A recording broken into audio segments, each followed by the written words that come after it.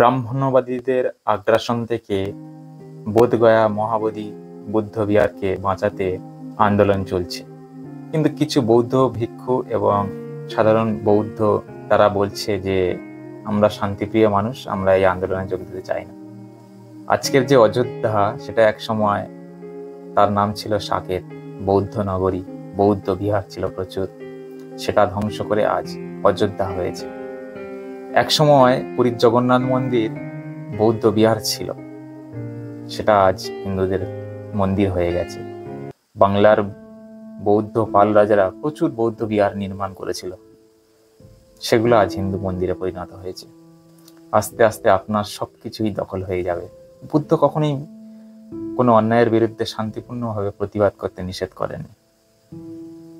আপনি ভেবে দেখুন, আপনার সবকিছুই দখল হয়ে যাবে। আপনি কোথায় গিয়ে আপনার ধর্ম সংস্কৃতি পালন করবে? সবকিছুই দখল হয়ে যাবে। এখনো সময় আছে। বোধগয়ায় যে শান্তিপূর্ণভাবে ব্রাহ্মণ্যবাদীদের আগ্রাসন থেকে বাঁচাতে আন্দোলন চলছে, তাতে যোগ দিন, আওয়াজ তুলুন।